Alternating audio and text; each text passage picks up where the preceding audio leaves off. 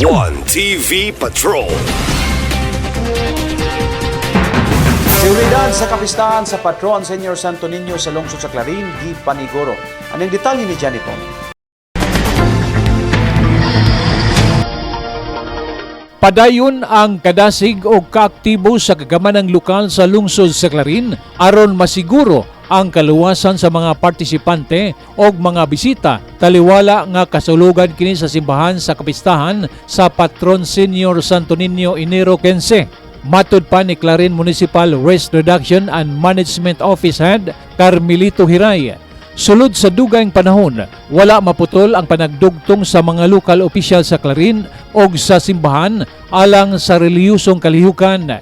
Si Mayor Risa Sibilia Waminal de Los Santos o sangguniang bayan nga gipanguluhan ni Vice Mayor Jojo Rua misaksi sa serye sa mga aktibidad sa simbahan, pinagi sa serye sa Santos nga Misa, pinagi sa pag-officiate sa Archbishop Martin Sarmiento Humua Didi uban sa mga kaparian sa Archdiocese sa Osamis. Gipasalamatan ni Hiray ang padayong pag-abag sa Clarin alang sa pagbantay sa kinatibuk-ang kahapsay o kalinaw o uban pang mga lokal o nasudnong ahensya sa kagamhanan nga miabag sa kondisyon sa mga partisipante o mga bisita sama sa Philippine Coast Guard, Bureau of Fire Protection o mga personnel sa Rural Health Unit. Lakip sa ahensya sa kagamanan nga way paglubad ang partisipasyon sa higayon nga adunay aktibidad ang lungsod, masimbahan man o munisipyo sa Clarin, ang Department of Education Clarin District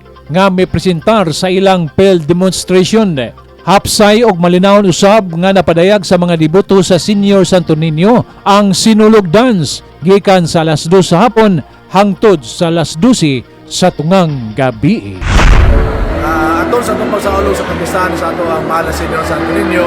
dito na yung mga nakaplansa ng mga kalihukan sumala sa atong tradisyon o ingon usab ang ato ang lokal na pagkamanan sa Clarin, ipangaluhan sa ato ang ating ng bayan si Honorable Risa Sibilia Waminal de Los Santos uban sa tubok puwersa sa Sangguniang Bayan, headed by Vice Mayor Jojo Rua. Naka full alert status na karon tungod kay maumang gini ang atong napatasan din sa lungsod sa Clarin na ang mismong lungsod dunay mga nakaplansa ng mga kalihukan sama karong adlaw nga doon natay hiyas ng kabataan 2026 dito sa ato ang Clarin Town Center di na pagasalmutan kini sa atong mga kabatanunan nga mo showcase sa ilang mga talento ug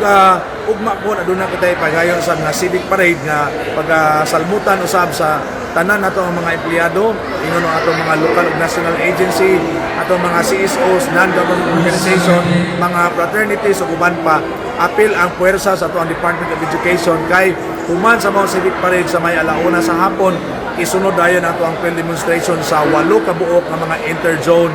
performance dito gihapon ni sa atong Clarin Town Center. Mga mukabot usab bana-bana nato nga mga 5,000 ka mga kabataan ang musalmo tungod sa dakong bulog sa ato ang mga kabataan ingon sa mga ginikanan o mga akuan kay bulantaw mo gina sila no kay sama ni Madam Buida sayaw ni sa una apil naman ang mga katigulangan musaksi gyud. So naa ang ato ang puwersa sa kapulisan, sa Bureau of Fire Protection, sa Philippine Coast Guard, ang ato ang mga responders sa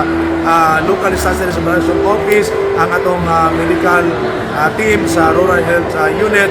o atong mga kaakibat, ang atong mga Barangay Peace Action Team, KONBIPAT, kini nagtinabangay aron sa pagpaniguro nga ang ato ang mga bisita, atong mga kalihukan, masiguro nato nga anaa sila sa malinawon ug hapsay na kainta. Alang sa One TV Patrol, Johnny Tommy reporting.